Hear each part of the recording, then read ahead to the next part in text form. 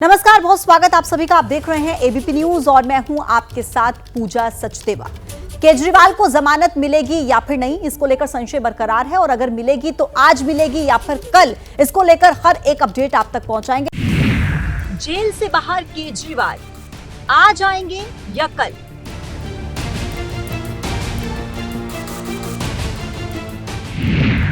Bell पर ED का अड़ंगा, high court में रिहाई अटका।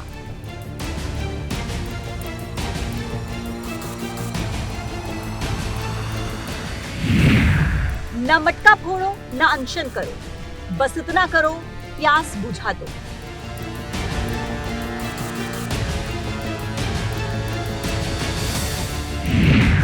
राजधानी का पानी कौन उड़ा रहा है?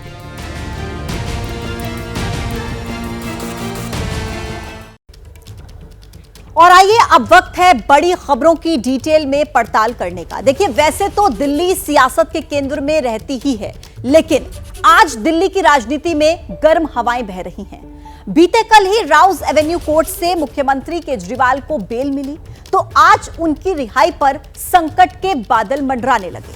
सियासत में भूचाल आ गया और आरोप प्रत्यारोप का दौर चल पड़ा। दूसरी तरफ राजधानी में पानी भी सियासी कहानी कह रहा है। दिल्ली और हरियाणा के बीच की लड़ाई अब अनिश्चितकालीन अनशन तक आ गई है। तो वहीं नीट के मुद्दे पर देश के अलग अलग हिस्सों में आक्रोश भड़क उठा है। विपक्ष हाथ आए इस मुद्दे पर जमकर हाथ सेक रहा है। दिल्ली से लखनऊ, पटना से बेंगलुरु तक बवाल ही बवाल मचा है। और अब यह संग्राम कहां जाकर खत्म होगा, यह बड़ा सवाल है। इन्हीं बड़ी खबरों पर मेरे साथ मेरे सहयोगी जुड़ेंगे, जिनसे हम विस्तार से बात करेंगे, हर पहलू की पड़ताल करेंगे। मेरे साथ जो चार सहयोगी इस खबर पर होंगे, देखिए, दिल्ली से अंकित गुप्ता हमारे साथ, अभिषेक उपाध्याय, निधिश्री और प्रकाश कुमार हमारे साथ कनेक्ट होंगे, जिनसे हम विस्तार से चर्चा इस मुद्दे पर करने वाले हैं। लेकिन उससे पहले आज की बड़ी खबर आपके सामने, और बड़ी खबर यह है कि केजरीवाल की रिहाई को लेकर सस्पेंस बढ़ गया है। दिल्ली हाईकोर्ट ने सुनवाई तक रोक लगा दी है। राउज एवेन्यू कोर्ट के खिलाफ हाईकोर्ट गई ईडी और हाईकोर्ट में एडिशनल सॉलिसिटर जनरल ने कहा कि निचली अदालत का आदेश चौंकाने वाला है। ईडी के पक्ष को निचली अदालत ने सुना नहीं। ये बातें एएसजी एडिशनल सॉलिसिटर जनरल की तरफ से कही गई हैं। अब ऐसे में सवाल बड़ा ये उठता है कि क्या केजरीवाल को जमानत मिलेगी या फिर नहीं। और आइए इस खबर पर ज्यादा जानकारी के साथ अंकित के पास सीधा आपको लेकर चल रहे हैं। अंकित, हाईकोर्ट पर सबकी निगाहें, क्या केजरीवाल को बेल मिलेगी? अगर हां, तो कब तक यह फैसला आ सकता है? आसार क्या लग रहे हैं, अंकित?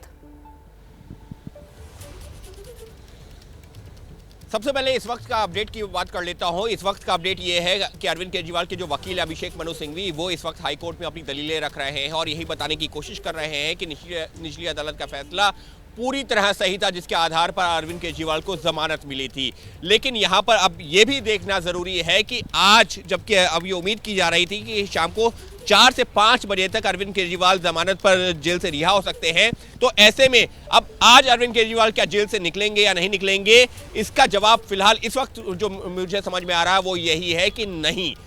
आज अरविंद केजरीवाल जेल से बाहर निकलने की उनकी संभावनाएं लगभग खत्म होती जा रही हैं। उसकी वजह क्या है? उसकी वजह यह है कि हाईकोर्ट में पिछले करीबन 3-3.5 घंटे से लगातार सुनवाई चल रही है और अभी भी सुनवाई जारी है। और हाईकोर्ट ने साफ तौर पर जब सुबह अरविंद केजरीवाल की रिहाई पर रोक लगाई थी, यही कहा था कि जब तक हाईकोर्ट का अगला आदेश नहीं आता तब तक रिहाई नहीं होगी। और ऐसे में अगर यह भी माना जाए कि अभी भी हाईकोर्ट आदेश दे देता है, तब भी अरविंद केजरीवाल की आज बाहर निकलने की संभावना ना के बराबर। जी ठीक है, इंतजार रहेगा कि अब हाईकोर्ट की तरफ से क्या आदेश इस पूरे मसले पर दिया जाता है। आप रहिए हमारे साथ। देखिए, केजरीवाल की रिहाई हाईकोर्ट में ईडी ने अटकाई, ऐसा क्यों कहा जा रहा है और क्या नियम कहते हैं, कानून कहते हैं, क्या कुछ होता है, क्या कोर्ट रूम में हुआ, वो हम आपको बताने जा रहे हैं। देखिए, ये एसवी राजू जो कि एएसजी हैं, उन्होंने क्या कहा केजरीवाल की रिहाई को लेकर पीएमएल के सेक्शन 45 के तहत सरकारी वकील को दलील रखने का पूरा मौका मिलना चाहिए। इसके अलावा उन्होंने कहा कि इस केस में ऐसा नहीं हुआ, हमें जमानत का विरोध करने का निचली अदालत ने मौका ही नहीं दिया। इसके अलावा और क्या कहा गया एसवी राजू की तरफ से, जो कि एडिशनल सॉलिसिटर जनरल हैं, इस पूरे मामले को लेकर उन्होंने अपनी दलील दी, अपनी बात कही और साथ ही साथ उन्होंने कहा कि ईडी ने बहस शुरू की तो कोर्ट ने कहा कि संक्षेप में बताएं, मुझे फैसला देना है, मेरे पास 15 मिनट है। यानी कि वो ये कह रहे हैं कि मुझे पूरा मौका दिया ही नहीं गया अपनी बात कहने का। मैंने अदालत को बताया कि इसमें 15 मिनट से ज्यादा का वक्त लगेगा, मेरे तर्क कम हो गए, तो ऐसे में ये पब्लिक प्रोसिक्यूटर को सुनवाई का उचित अवसर दिया जाना चाहिए था। और इसके अलावा कहा कि मेरी बात ठीक से नहीं सुनी गई है। तो इन तमाम मसलों को लेकर ये एएसजी की तरफ से उठाए गए और कहा कि मुझे पूरा मौका नहीं मिला है। अभिषेक के पास सीधा लेकर चल रहे हैं। अभिषेक, अब कानून क्या कहता है, क्योंकि एसवी राजू की तरफ से कहा जा रहा है कि मुझे पूरा मौका दिया नहीं गया और उधर से जो केजरीवाल के वकील हैं वो ये कह रहे हैं कि आपको 7 घंटे मिले थे और कितना समय चाहिए आपको। बिल्कुल, देखिए जो एएसजी हैं उनकी सबसे बड़ी दलील यही है कि उनको अपनी बात रखने का मौका नहीं मिला, जबकि उधर से अभिषेक मनु सिंघवी ने ये कहा है, करीब 3-3.5 घंटे का उन्होंने एक टाइम लाइन उन्होंने दी है कि उन्होंने अपनी बात रखने का मौका मिला, उन्होंने अपनी बात रखी। और एक बात और कही जा रही है जो चर्चा में है कि इसके जो एविडेंसेज हैं इस मामले में, जो ईडी की ओर से सबूत दिए गए हैं, खासतौर पर जो इकबालिया बयान है, मुंगटा रेड्डी का बयान है और जो प्रोसीड्स ऑफ क्राइम, देखिए मनी ट्रेल एक बड़ा मसला है कि मनी ट्रेल है या नहीं। अरविंद केजरीवाल के वकील का कहना है कि कोई मनी ट्रेल ऐसा नहीं है जो सीधा अरविंद केजरीवाल को इससे कनेक्ट करता हो। ईडी का कहना है कि हमने बाकायदा नाम दिए हैं जिनके जरिए पैसे दिए गए हैं, जिन लोगों ने इस बात को इकबालिया कबूल किया है, उन सबका ब्यौरा दिया और हमने मनी ट्रेल दी हुई है। तो ये मुझे ऐसा समझ में आता है कि मनी ट्रेल बहुत ही महत्वपूर्ण है पूजा।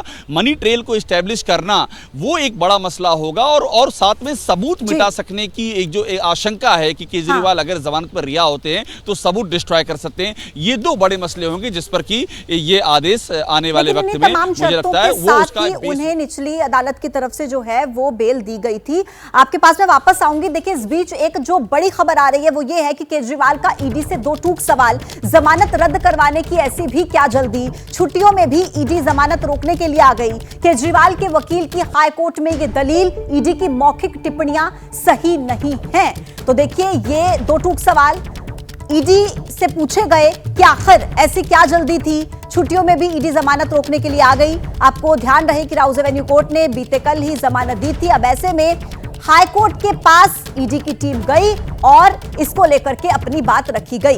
अब देखिए, आपको हम ये बताने जा रहे हैं कि किन शर्तों पर केजरीवाल को जमानत मिली थी। ऐसे ही जमानत नहीं मिली थी, कुछ शर्तें थी, बाकायदा उनका पालन करना था।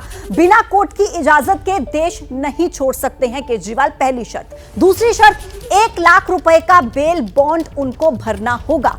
तीसरी शर्त, बुलाने पर जांच एजेंसी के सामने पेश होना होगा।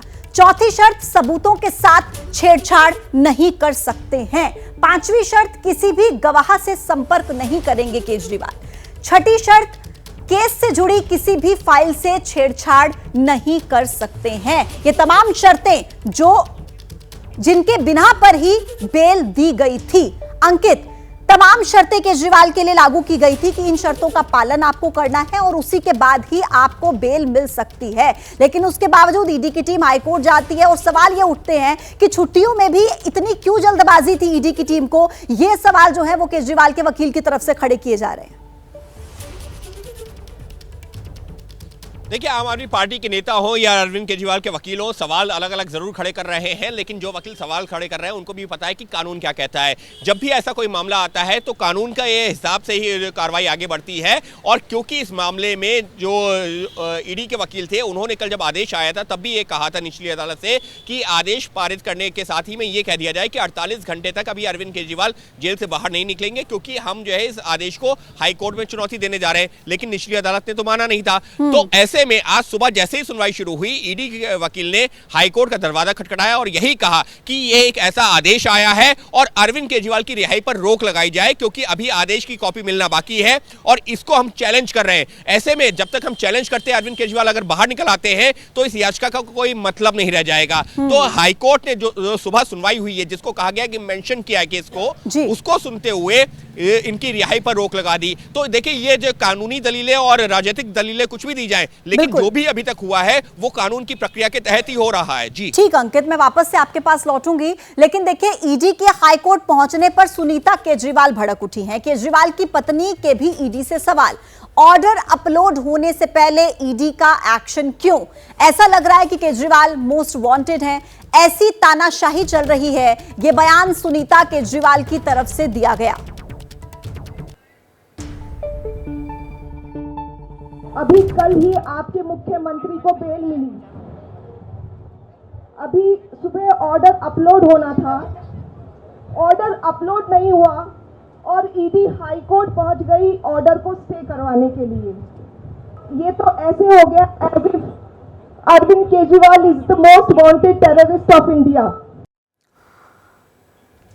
और आइए सीधा निधि श्री के पास चलते हैं। निधि श्री, जैसा कि अंकित भी अभी कह रहे थे कि पूरी जो प्रक्रिया है ये कानून के तहत हो रही है, लेकिन बार बार फिर क्यों इस तरीके के सवाल उठाए जा रहे हैं? सुनीता केजरीवाल कह रहे हैं कि ऑर्डर अपलोड हुआ नहीं, लेकिन उससे पहले ईडी ने एक्शन ले लिया। ये तमाम तरह के सवाल क्यों? बिल्कुल, देखिए, सबसे पहले तो ये समझना होगा कि सुनीता केजरीवाल की एंट्री ही राजनीति में एक प्रॉक्सी के तौर पर हुई है। अरविंद केजरीवाल जब जेल गए और सुनीता केजरीवाल उसके बाद से ही लगातार वो लोगों से बातचीत कर रही हैं, संपर्क कर रही हैं और आज पहली बार इसको समझा जाए कि ईडी पर भड़की हैं सुनीता केजरीवाल। ईडी पर उन्होंने तल्ख टिप्पणी करते हुए कहा कि ईडी अरविंद केजरीवाल के साथ मोस्ट वांटेड आतंकवादी की तरह बिहेव कर रही है। अभी जमानत की कॉपी अपलोड नहीं हुई और ईडी जो है वो हाई कोर्ट पहुंच जाती है। हालांकि सुनीता केजरीवाल सत्याग्रह के लिए आई थी, पहुंची थी आतिशी के समर्थन में, लेकिन इसी बीच जो मसला हुआ कोर्ट को लेकर के, उस पर सुनीता केजरीवाल ने बाकायदा अपने भाषण में जिक्र भी किया, संदेश भी दिया अरविंद केजरीवाल का जेल से। और इसी बीच उन्होंने कहा कि ईडी जिस तरीके से बिहेव कर रही है ये समय नहीं है, ये समय अनुकूल नहीं है। तो सुनीता केजरीवाल की पहली बार प्रतिक्रिया ईडी को लेकर के सामने आई है। और इस वक्त मैं जहां मौजूद हूं, यहां की तस्वीर भी दिखा दूं कि सत्याग्रह चल रहा है, लेकिन सुनीता केजरीवाल फिलहाल जी बता। ठीक है नीतिश्री, जैसा कि आपने भी कहा कि सुनीता केजरीवाल उस अनशन वाली जगह पर आई थी जहां पर आतिशी ने ये ऐलान किया कि वो अनिश्चितकालीन धरने पर बैठेंगी। अब इसी मसले को लेकर हम आगे बातचीत करेंगे कि दिल्ली में पानी पर अब किस तरीके से अनशन वाली सियासत हो रही है। आतिशी अनिश्चितकालीन अनशन पर बैठ गई हैं। हरियाणा पर दिल्ली को पूरा पानी नहीं देने का आरोप लगाया जा रहा है आतिशी की तरफ से। जब तक पूरा पानी नहीं मिलेगा अनशन करूंगी। हरियाणा से 100 एमजीडी अतिरिक्त पानी मांग रहा है दिल्ली। अब ऐसे में अनिश्चितकालीन अनशन का ऐलान दिल्ली के जल मंत्री आतिशी की तरफ से कर दिया गया है। उन्होंने कहा कि जब तक पूरा पानी नहीं मिलेगा दिल्ली को, तब तक मैं अनिश्चितकालीन अनशन करूंगी। ये तस्वीरें भी आपके सामने है। सुनीता केजरीवाल भी इस दौरान मौजूद रही, संजय सिंह भी इस दौरान मौजूद रहे।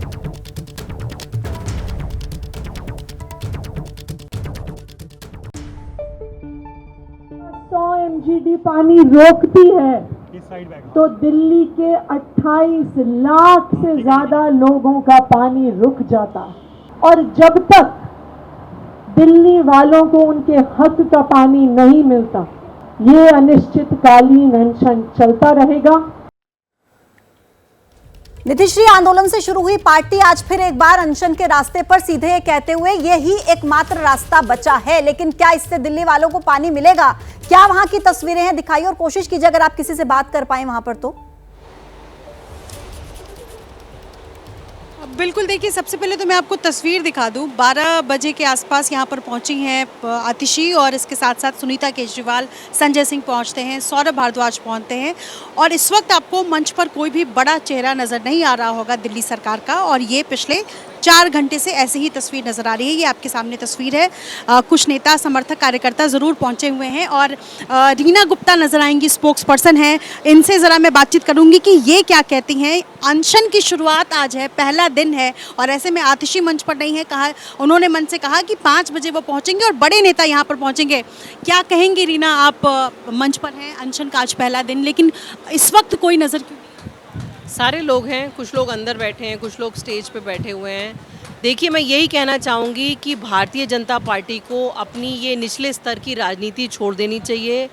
भारतीय जनता पार्टी की हरियाणा सरकार को दिल्ली के हक का पानी छोड़ देना चाहिए। इस समय जब 50 डिग्री तक टेम्परेचर जा रहा है, आजकल पानी की डिमांड ज़्यादा है, तो जो हमारे हक का पानी है वो तक हमें नहीं दिया जा रहा है, बल्कि हमें तो एडिशनल पानी मिलना चाहिए। हमारे हक का पानी हमें नहीं मिल रहा है, उसी के लिए आज हम लोग सत्याग्रह पे बैठे हैं। आप सोचिए कि हमारे सभ्यता में, हमारे संस्कारों में हमें सिखाया जाता है कि गर्मी में पशु पक्षी को भी पानी दिया जाए, और दिल्ली के लोगों को पानी के लिए तरसाया जा रहा है। मजबूरन हमें सत्याग्रह करना पड़ रहा है, और जब तक हमें पानी नहीं मिलेगा हम सब ऐसे ही बैठे रहेंगे। अरविंद केजरीवाल को लेकर के अभी सुनवाई जो है वो चल रही है, आप लोग क्या इंतजार कर रहे हैं और क्या उम्मीदें आप लोगों की हैं?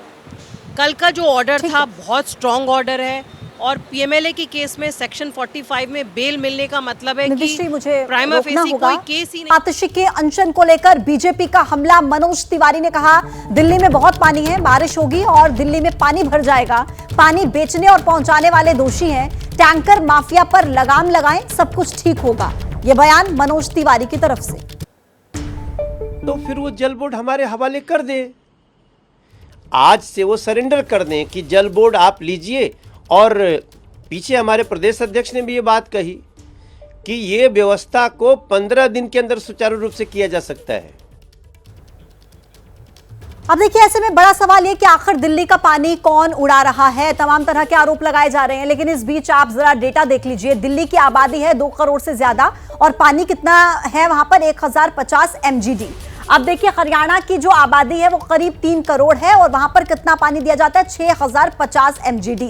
अब ऐसे में सवाल यह उठता है कि दिल्ली से ऐसी क्या दुश्मनी है कि इतनी ज्यादा आबादी होने के बाद भी इतना जो बड़ा मेजर डिफरेंस है वो देखने को मिलता है। अब देखिए, आगे हरियाणा का यह दावा है कि दिल्ली को 509 MGD पानी दिया है। यह दावा 18 जून 2024 को किया गया, और दिल्ली ने यह दावा किया कि हरियाणा से 513 MGD पानी मिला है, और यह दावा भी दिल्ली की तरफ से 18 जून 2024 को किया गया। अब देखिए, दोनों के दावे। अब ऐसे में सवाल यह कि आखिर फिर दिल्ली क्यों कह रही है कि हरियाणा से पानी नहीं मिला है, जब दोनों के दावे देखिए लगभग बराबर हैं, तो उसके बावजूद आखिर दिल्ली की तरफ से यह क्यों कहा जा रहा है? अभिषेक, सवाल मेरा यह रहेगा कि दिल्ली में जब बाढ़ की स्थिति आई, आप खुद कवर कर रहे थे, उस वक्त भी दिल्ली की सरकार यह आरोप लगाती है कि हरियाणा ने पानी ज्यादा छोड़ दिया, और जब अब पानी की किल्लत है तो हरियाणा पानी दे नहीं रहा। क्या दिल्ली सरकार वाकई मैनेज नहीं कर पा रही है, या मसला क्या है? किस तरीके से समझे इसे? दिल्ली की जनता के सामने बिल्कुल सही पक्ष आप रखिए। देखिए, एक बात बहुत ही क्लियर है, दोनों ओर से आरोप प्रत्यारोप लगाए जा रहे हैं। दिल्ली का कहना है कि उसकी रिक्वायरमेंट हरियाणा नहीं पूरी कर रहा। हरियाणा ने बाकायदा डेटा दे दिया है कि 1025 क्यूसेक हम इनको दे चुके हैं, जबकि इनकी रिक्वायरमेंट जो है वो करीब 800 क्यूसेक के तक ही थी, हम उससे कहीं ज़्यादा दे चुके हैं। तो ये इस तरह के आरोप लग रहे हैं दोनों ओर से। लेकिन मैं एक बात आपको बता दूँ, आप जब उन इलाकों में जाएंगी जहाँ पर पानी की क्राइसिस है, तो आपको मालूम पड़ेगा ये हर बार की समस्या है। इस बार समस्या थोड़ी सी बढ़ी है, लेकिन ऐसा नहीं कि समस्या कोई इसी समय पैदा हो गई है। आप गीता कॉलोनी से लेकर के और चाणक्यपुरी, चिल्ला, मयूर विहार, इन सब इलाकों में जाएंगे, हर जगह यही कहानी। ये तो हर बार ऐसी समस्या खड़ी होती है।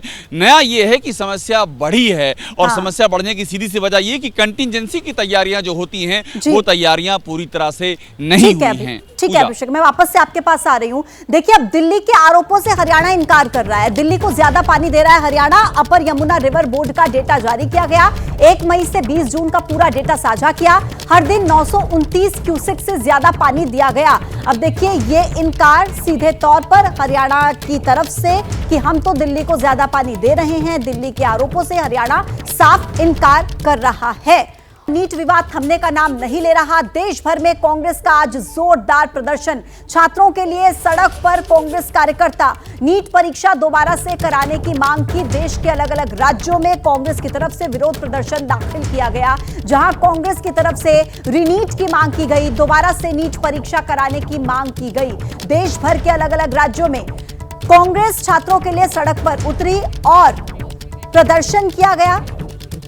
जगह जगह पर किस तरीके से कांग्रेस की तरफ से आज हल्ला बोल हुआ, उसकी तमाम तस्वीरें आपके टीवी स्क्रीन पर अलग अलग राज्यों से तस्वीरें सामने आई। रांची, चंडीगढ़, दिल्ली, पटना, बेंगलुरु, गुवाहाटी, किस तरीके से देश के अलग अलग राज्यों में अलग अलग कोनों से कांग्रेस प्रदर्शन करती हुई नजर आई है। नीट की परीक्षा दोबारा से कराने की मांग कांग्रेस की तरफ से की गई। दोबारा से आरोप लगाए गए बीजेपी पर तमाम तरह के, और इस बीच कांग्रेस ने कहा कि नीट की परीक्षा दोबारा से होनी चाहिए, छात्रों को न्याय मिलना चाहिए। और किस तरीके से पूरी तैयारी के साथ आज कांग्रेस के कार्यकर्ता देश के अलग अलग राज्यों में प्रदर्शन करते हुए दिखे, उसकी अलग अलग तस्वीरें आपके टीवी स्क्रीन पर आप इस वक्त देख रहे हैं। अब ऐसे में शिक्षा मंत्री जी से सवाल तो बनता है, और सवाल क्या है वो आप देख लीजिए। पेपर लीक की नैतिक जिम्मेदारी तो शिक्षा मंत्री ने ले ली, लेकिन इसके बाद नैतिकता क्या कहती है? और देखिए अगला सवाल, बार बार एक आइसोलेटेड जगह की बात कही, तो क्या जांच हो गई कि फिक्स जगह पर गड़बड़ी हुई है?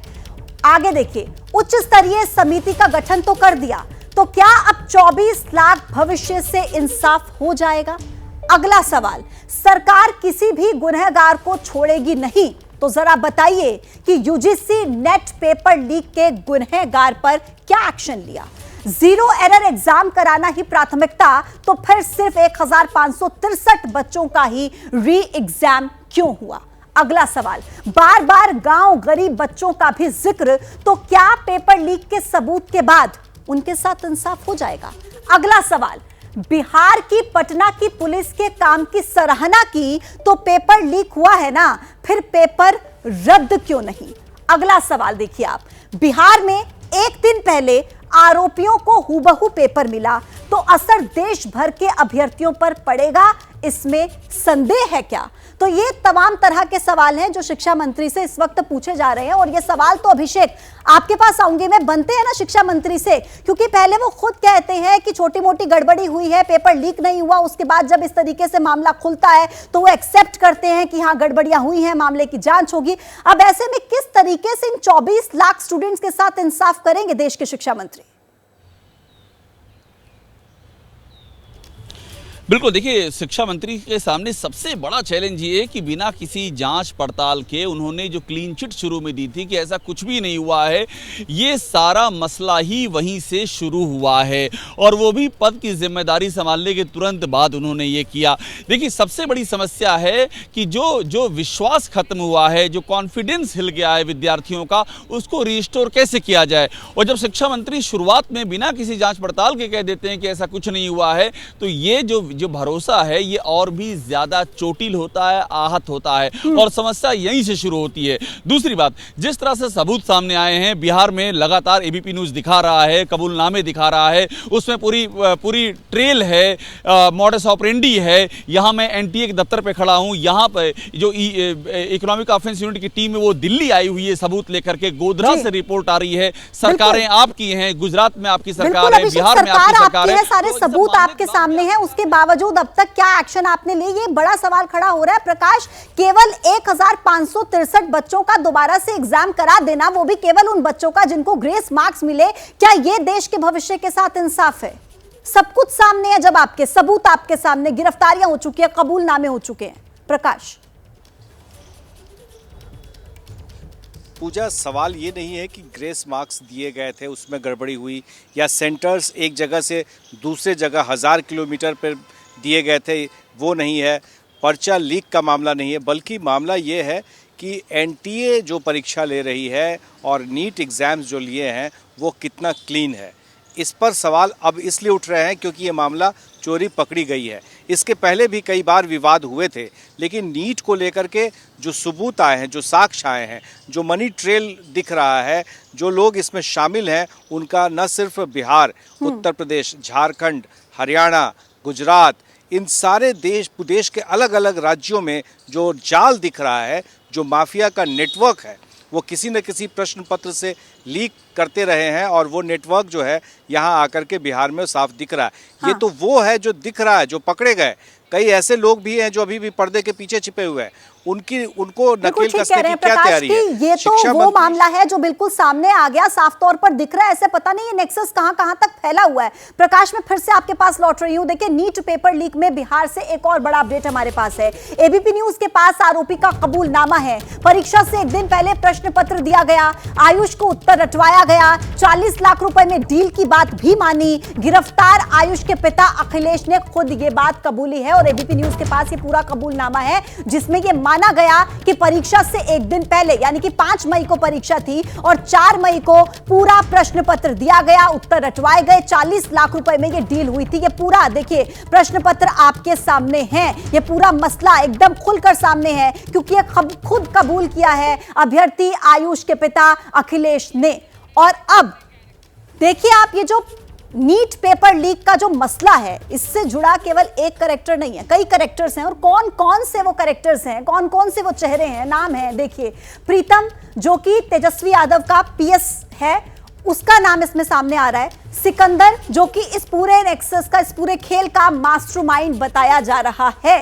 इसके अलावा अगला नाम आप देख लीजिए, अमित आनंद, ये आरोपी है जिसका कबूलनामा भी एबीपी न्यूज ने आपको दिखाया था, जिसने सब बातें खुद कबूल की थी। नीतीश ये भी इस पूरे मसले का आरोपी बताया जा रहा है, जो कि अभ्यर्थी है जिसने एक रात पहले प्रश्न पत्र लिया, पैसे दिए इसके बदले में। इसके अलावा और जो चेहरे और जो नाम आपके सामने आने वाले हैं, ये देखिए अनुराग यादव, ये भी आरोपी अभ्यर्थी है जो कि परीक्षा में बैठा, जिसे एक रात पहले प्रश्न पत्र दिया गया, उत्तर रटवाए गए। आयुष ये भी आरोपी अभ्यर्थी ही है। नीतीश और जो अमित आनंद है ये आरोपी हैं जिन्होंने डील की थी इन स्टूडेंट्स के साथ। अब देखिए चिंटू प्रश्न पत्र जो है वो पहले मिला इसको, और सबसे पहले जिसे देखिए प्रश्न पत्र मिला था चिंटू वो नाम, और पिंटू वो नाम जिसे प्रश्न पत्र पहले ही मिल गया था। ये जो 2 अभ्यर्थी हैं चिंटू पिंटू, इनको पहले ही प्रश्न पत्र मिल गया था। तो मास्टरमाइंड सिकंदर, प्रीतम तेजस्वी का पीएस, इसके अलावा अमित आनंद और नीतीश, ये 2 बड़े चेहरे जिन्होंने इन अभ्यर्थियों को प्रश्न पत्र उपलब्ध कराए।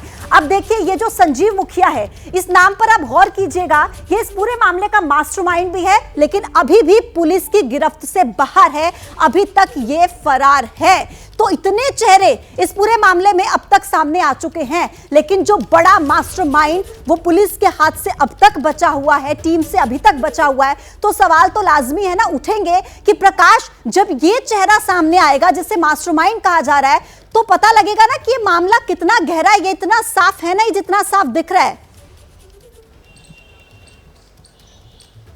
देखिए एक बात तो साफ है पूजा कि ये जितने भी नाम आ रहे हैं, जो भी कैरेक्टर्स दिख रहे हैं, वो उनका पहले से भी कहीं ना कहीं संलिप्तता रही है ऐसी वजहों से, चाहे वो परीक्षा घोटाला हो, चाहे वो शिक्षा घोटाला हो, या फिर पुलिस पर्चा घोटाला हो। इन सब चीज़ों में इनके कहीं ना कहीं किसी न किसी जगह से नाम रहा है। बीपीएससी, यूपीएससी, तमाम तरह के एग्ज़ाम्स में ये अपना कारनामा करते रहे। लेकिन जो सबसे बड़ा सवाल ये है कि संजीव मुखिया ने अगर कहीं से प्रश्न पत्र लीक कराए, चाहे चिंटू पिंटू के जरिए हुआ हो, उनके गुर्गे जो थे, तो आखिर वो कौन सा सेंटर का व्यक्ति था, वो कौन सा शख्स था जो ये प्रश्न पत्र दिया? क्या वो एनटीए का आदमी था, नीट का आदमी था, या सेंटर का आदमी था? सबसे महत्वपूर्ण वही है। और उसके क्या लिंक जुड़े हुए थे, क्योंकि पैसे का जो ट्रेल है, ये पैसा आखिर दलालों के पास जाता या किंगपिन के पास जाता, या कोई ऊपर में जो बैठा हो, जो कोई अधिकारी बैठा हो उस लेवल पर, जिसने ये सारा खेल किया जाने वाला था, और किसने इतना बड़ा खेल किया, किसने इसकी पूरी साजिश रची? बड़ा सवाल प्रकाश आपकी तरफ से उठाया जा रहा है। लेकिन एक और बड़ा अपडेट अपने दर्शकों तक पहुंचाएं कि जो पेपर लीक का मसला, इसके तार नालंदा तक जुड़े हैं। पेपर लीक का मास्टरमाइंड है संजीव मुखिया। परीक्षा माफिया संजीव मुखिया को अब ईओयू की टीम खोज रही है। नीट एग्जाम के बाद से संजीव मुखिया फरार है और अब इसे पुलिस खोज रही है। यह तस्वीर संजीव मुखिया की आपके टीवी स्क्रीन पर, यह मास्टरमाइंड है इस पूरे मामले का जिसे ईओयू की टीम खोज रही है।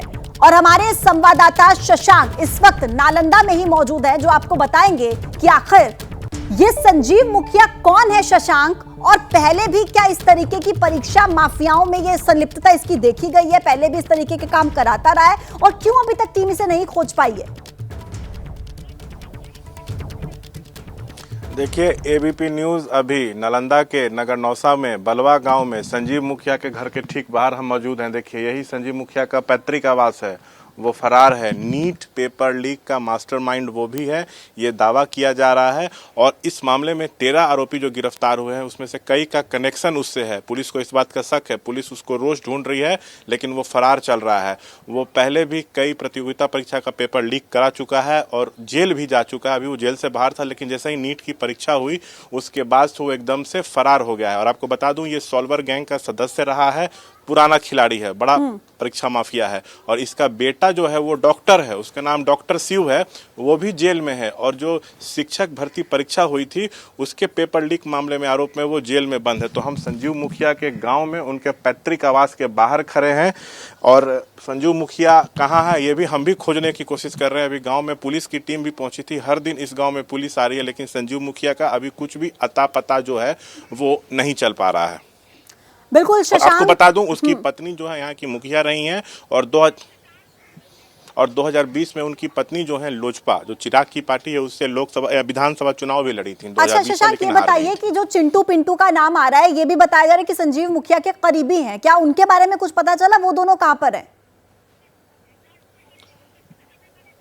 देखिए, ये जो चिंटू और पिंटू दो भाई का जिक्र हो रहा है, कहा जा रहा है कि ये नीट अभ्यर्थी थे। 5 मई को परीक्षा थी, दोपहर 2 बजे से नीट की, और सुबह 8 बजे ही इनके मोबाइल पे प्रश्न पत्र आ गया था। तो इन चिंटू पिंटू की हम पड़ताल कर रहे हैं, लेकिन ये बलवा गांव के नहीं है। जिस गांव में हम मौजूद हैं, ये संजीव मुखिया का गाँव है, वो यहीं रहता है, लेकिन इस गांव का चिंटू पिंटू नहीं है। लेकिन कहा जा रहा है कहीं ना कहीं वो लोग नालंदा का है, उसकी तलाश भी जो है एबीपी न्यूज़ की टीम कर रही है, और हम लोग उस तक भी जरूर पहुँचेंगे। ठीक है शशांक, तो देखिए ये वो चेहरा संजीव मुखिया जो कि बड़ा परीक्षा माफिया है, और अभी तक ईओयू की टीम इसे नहीं खोज पाई है, लेकिन तलाश लगातार जारी है। अब देखिए इस पूरे मसले पर सियासत भी हो रही है। नीट विवाद में तेजस्वी को लेकर सवाल उठ रहे हैं। इंजीनियर सिकंदर का बचाव करते दिखे तेजस्वी।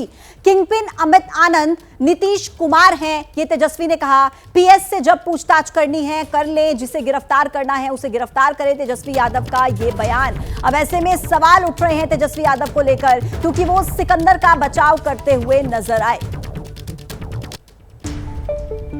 ये सब कोई हो बुला करके पूछताछ कर ले। किंगपिन जो है पेपर लीक के, उन लोगों से इश्यू को डाइवर्ट करना चाहते हैं, जो अमित आनंद है।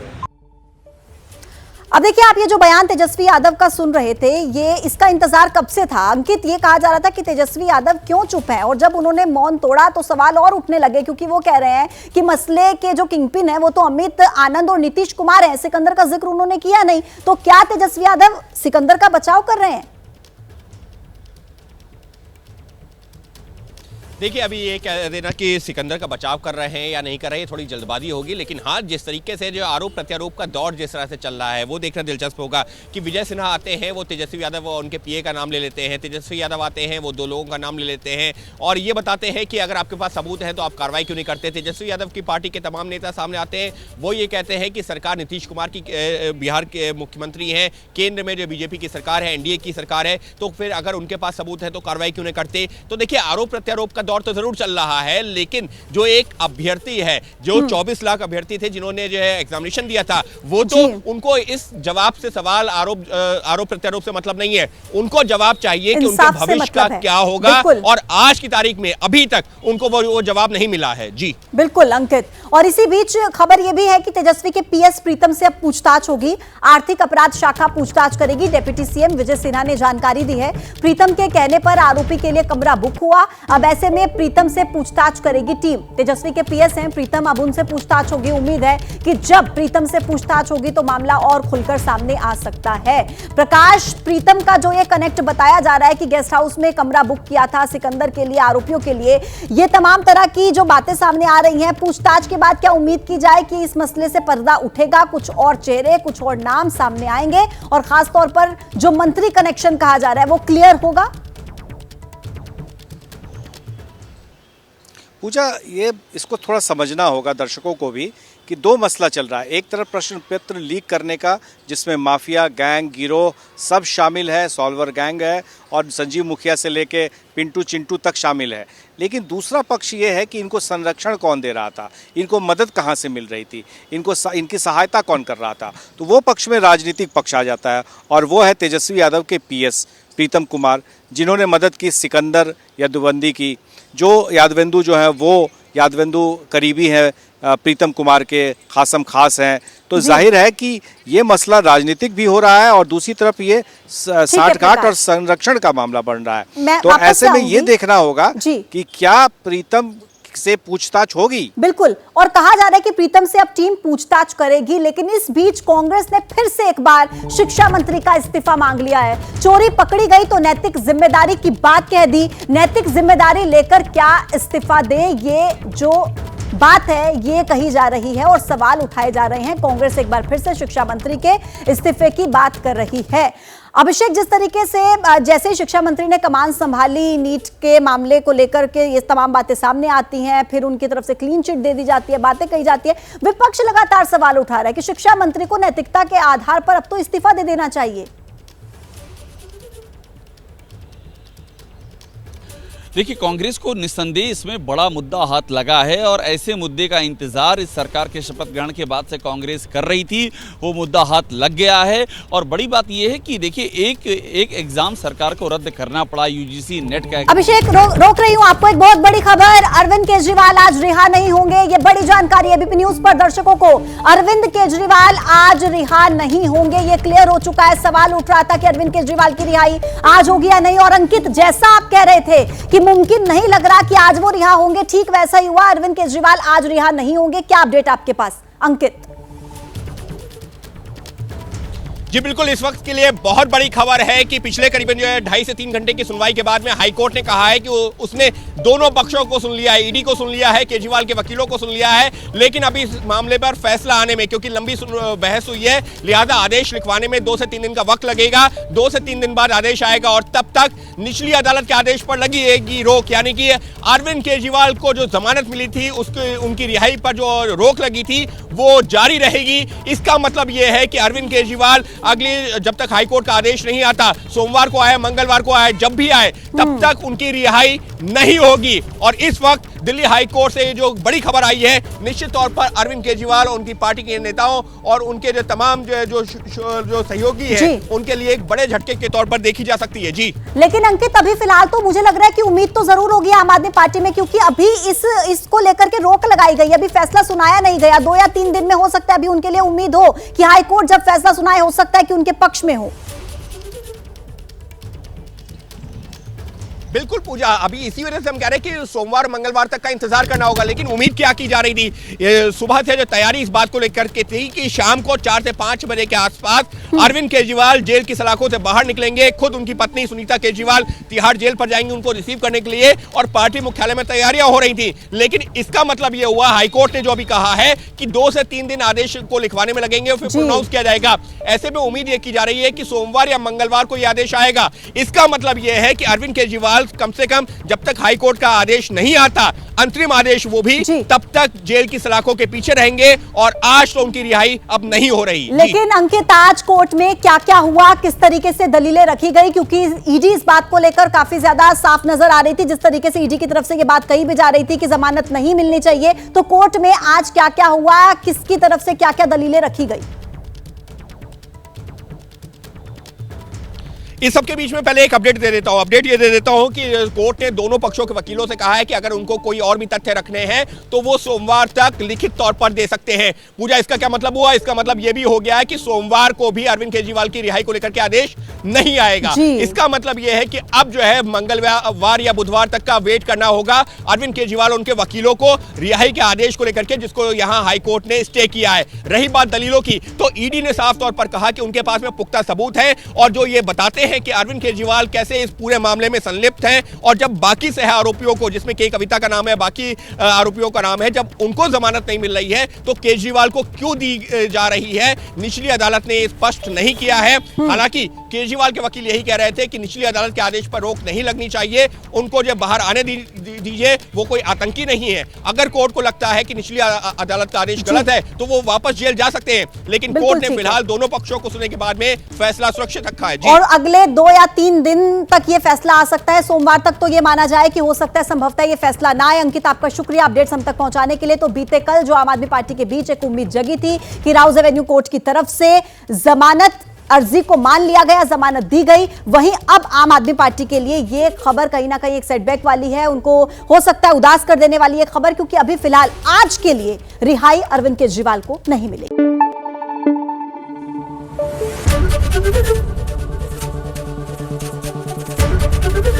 एबीपी न्यूज आपको रखे आगे।